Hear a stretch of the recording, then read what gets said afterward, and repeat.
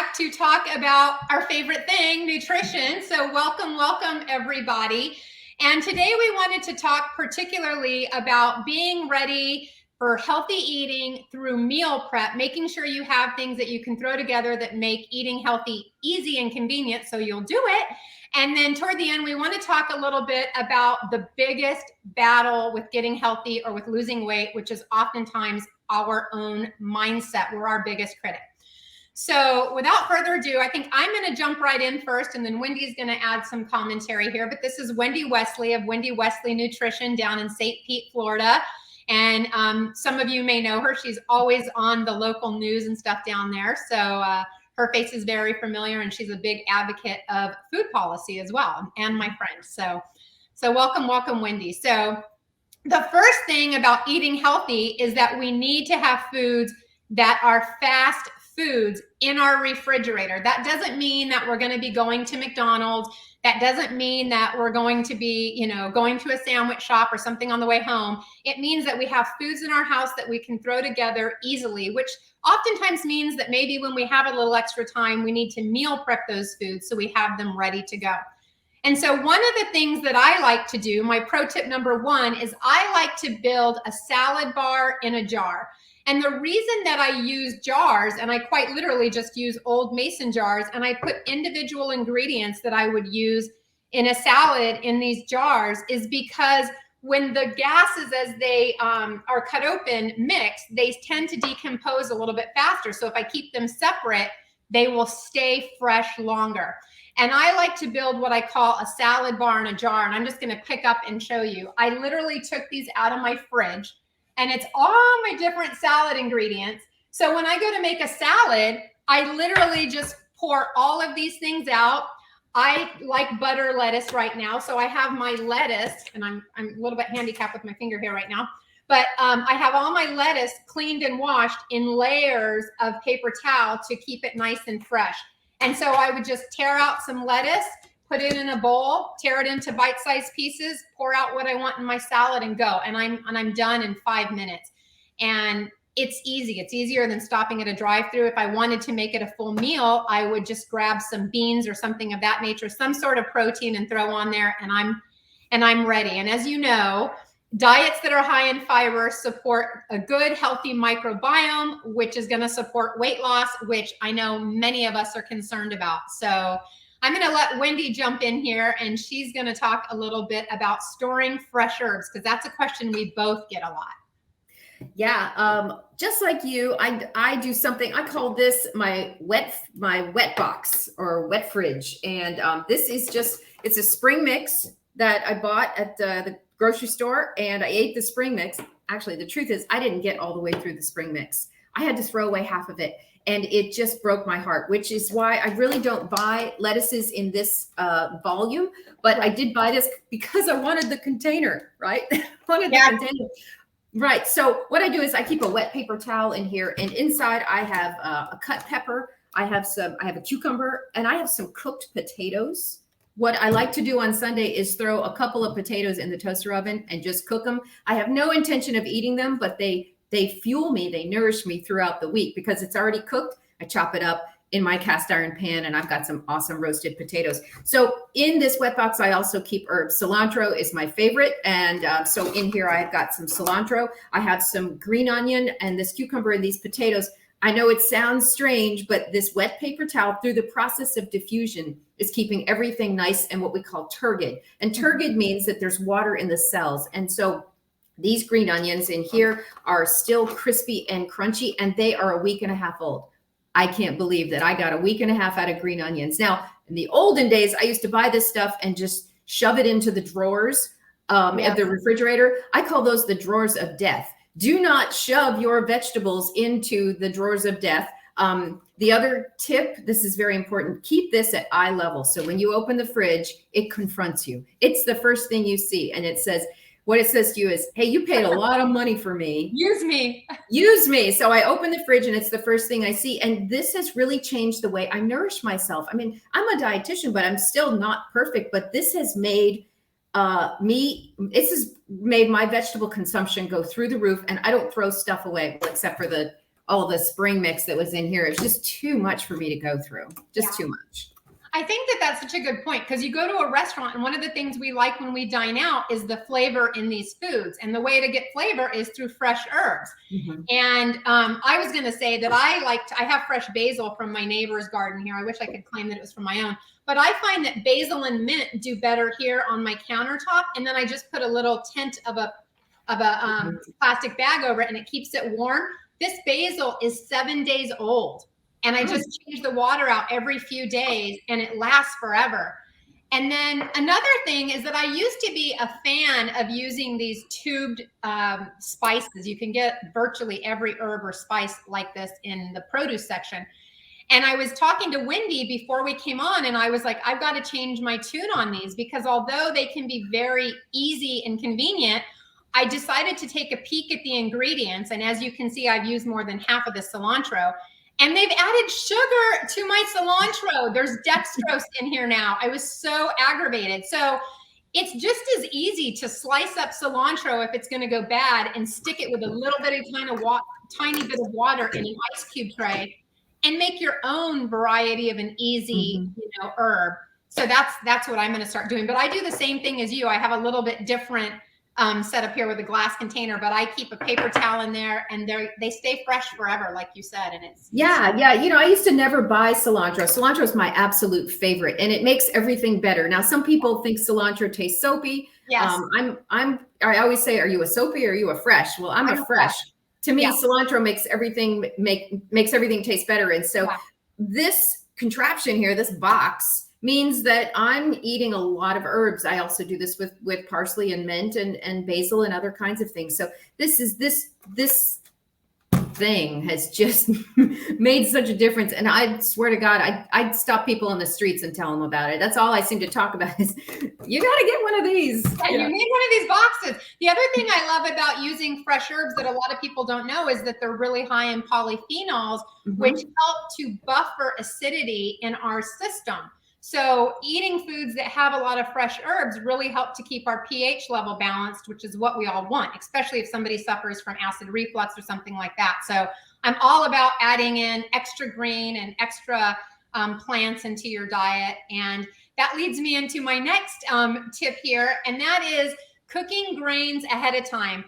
I go back to my little salad in the refrigerator trick here. This is cooked quinoa that I've had in my fridge. And I quite literally just pour it out in soup, salads. If I needed a really quick, side dish, I could use this quinoa. One of the great things about planning ahead on Sunday or another weekend day and cooking a grain is that if you cook a grain and then you cool it, it increases the resistant starch in the grain, meaning that it's better for gut health.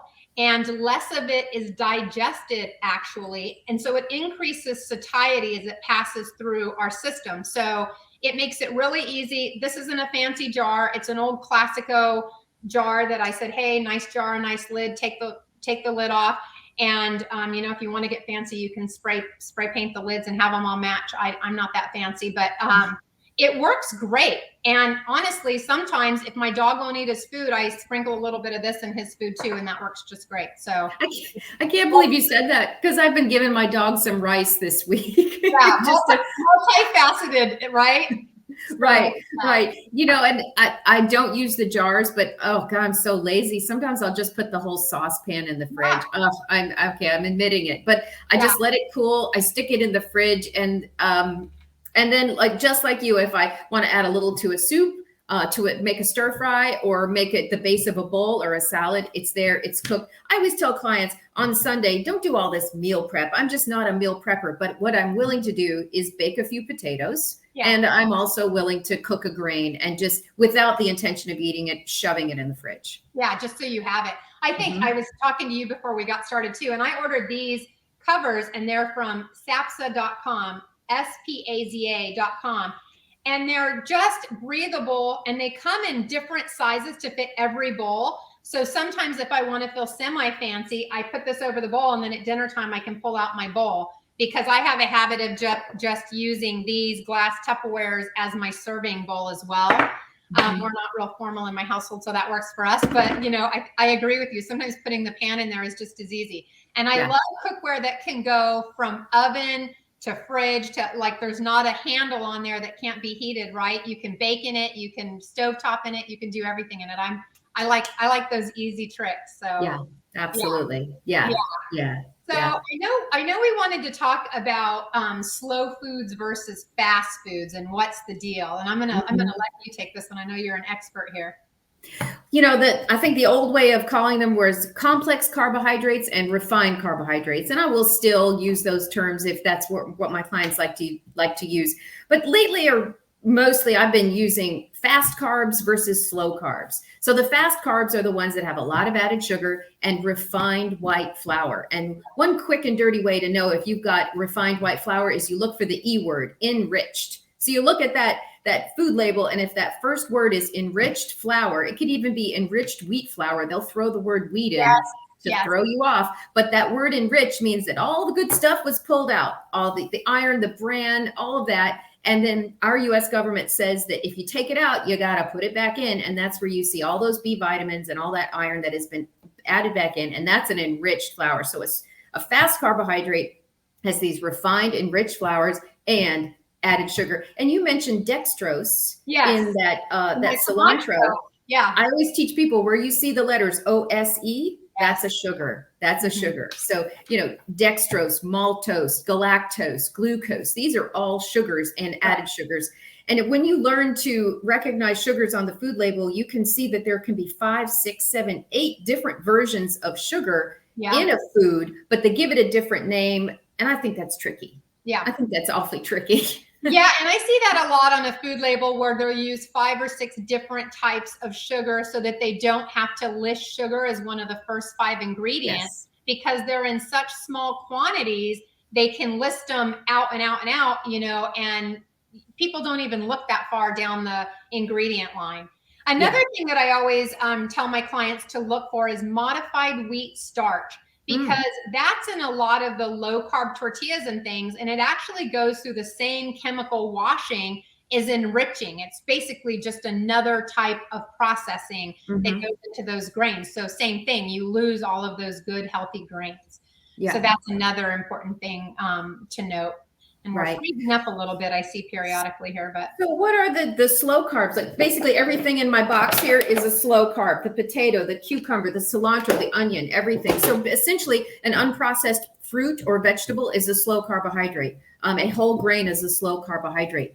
Nuts and seeds are slow carbohydrate, mean there's no refining. And typically where you find the slow carbohydrates, you're looking for single ingredient foods, a nut, a seed, a piece of fruit, a vegetable. And that's where you're going to find those slow carbohydrates. They're full of fiber. Fiber will bring down that cholesterol, help you feel full, and promote good GI health. And who likes to be constipated? Raise your hand. Right. No, nobody. Right. So 80% of Americans are, though, however, which is why we have these enriched grains. And I always point out, too, that because I have a lot of clients who say, well, my family doesn't like whole wheat bread. And I think, we have our taste buds that have been hijacked by all these ultra processed foods. And after you have it for a week or two, you get used to it. It's what you're eating regularly that your body becomes used to. But those enriched foods have pre-digested fiber in them, which is already broken down. So there's no benefit to controlling cravings or aiding in weight loss if you're eating foods that are already partially digested, which is what are in these enriched and modified grains. So, and I agree with you. I think eating whole foods, single ingredient foods is best. And I do say if folks need to buy, grains like we do, or whole wheat pastas or things like that, at least 3 grams of fiber per serving is a good threshold. Because it allows a little bit of slower pace when that glucose goes into the bloodstream. So I think that, if you're feeding a family, sometimes using some of those processed or minimally processed foods might be a little bit inevitable, but it's good to make sure that they're on the wholesome side and not a white refined product. Right. Yeah, absolutely. So, yeah. All right. So should we dive into mindset a little bit here?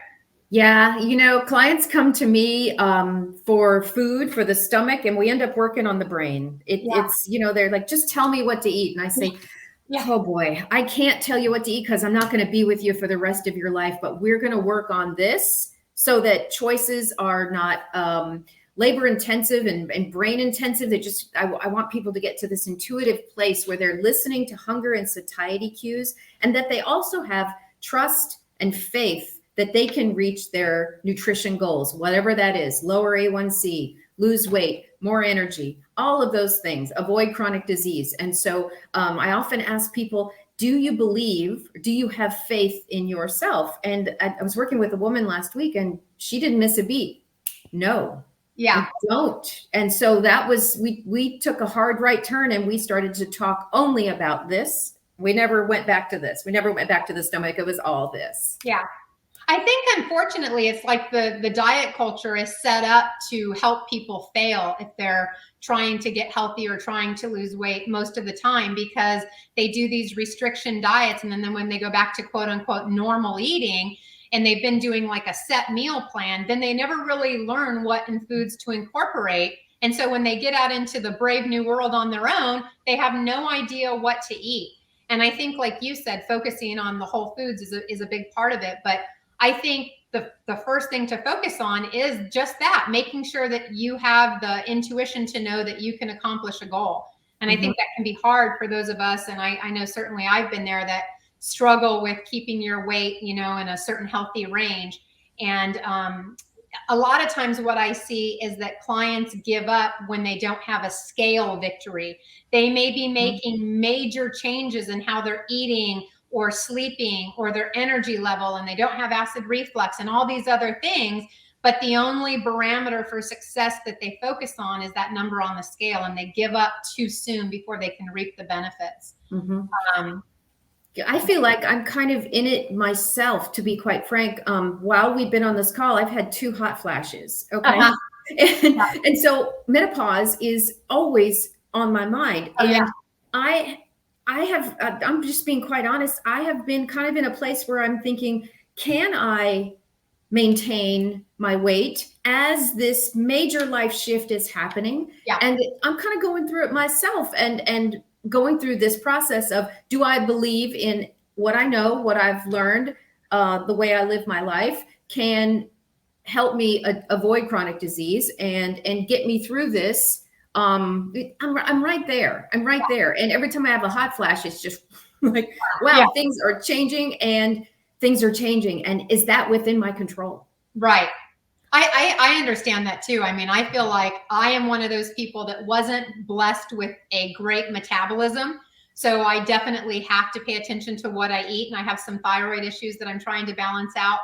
But what I often think is, well, what good is it going to do me if I don't eat healthy? Because I know that eating all of those things has health consequences. So at least right now, I'm healthy. And that's more important than any of the, looks in the world or the aesthetics in the world, is knowing that, all of your labs come back within range and feeling better and being able to sleep well and all those types of things. But one of the things that I think that can be hard for people to get traction on is recognizing how to get started in new habits.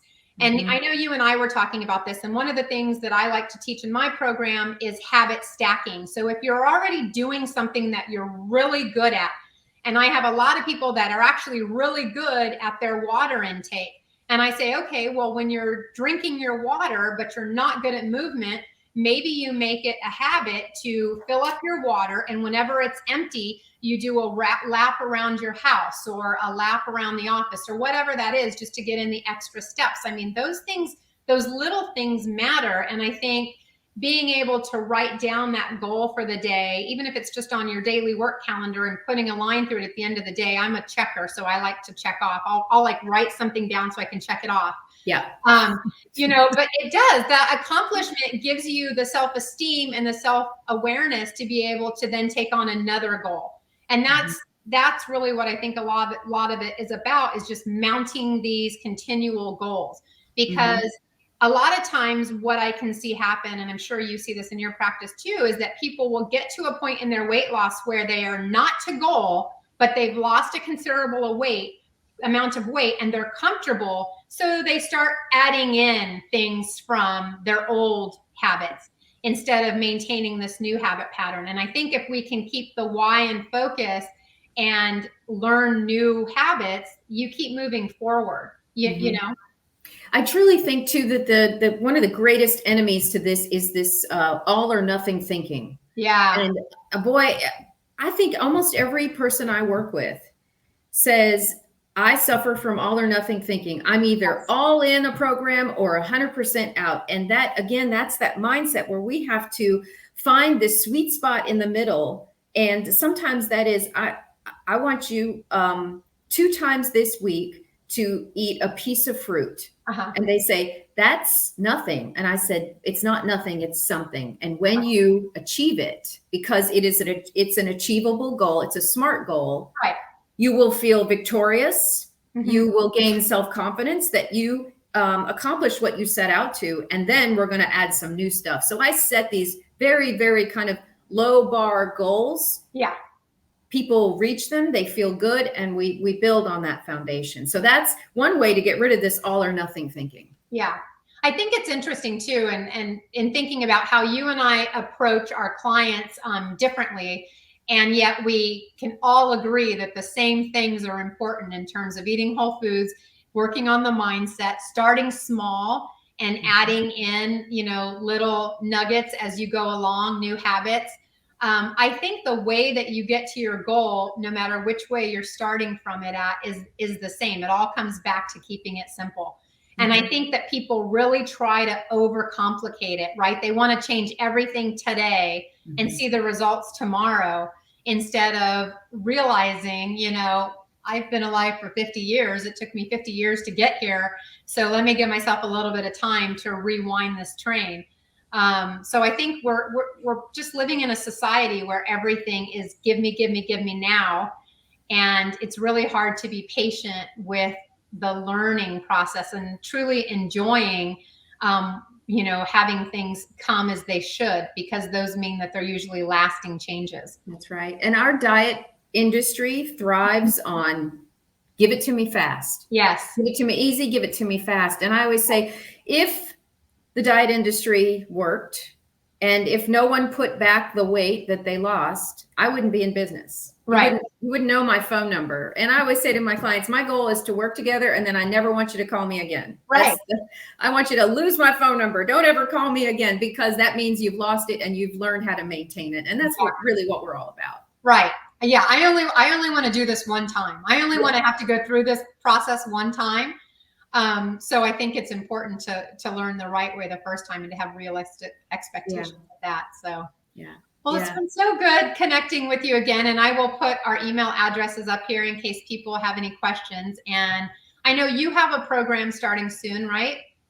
Actually, I'm working on another cooking series here locally in St. Pete, because I'm gathering that there's demand. People want to learn how to cook at home. They're just eating out in restaurants. It's not working for them. They want to get back into the home kitchen, and they just need some basic skills, and that's what I'm doing. Yeah, we'll definitely have to touch base on that and some basic skills next month. But it's funny talking about cooking at home. I was talking with one of my clients last night, and she ate out over the weekend, and she said she's one of those women that weigh herself every day. And she was talking about how much the scale went up just from the sodium. And I said, it's the sodium. Cooking at home is the key. It's one, it's better on your wallet, and two, it's better on your health. But yeah. I have some clients who are going on a trip to Paris only on the money that they stopped eating out in restaurants the way they were during the pandemic. So I told them, I said, I want you to create a Paris fund, and they're redirecting all of that money into their Paris fund, and they're going on this fabulous vacation just because they stopped eating out in restaurants and doing takeout. That's such a great idea. I love that. Yeah. Awesome. Yeah. All right. Well, I will see you next time. Bye. Okay. Very good. Thank you. Bye. Yeah, bye-bye. Bye-bye.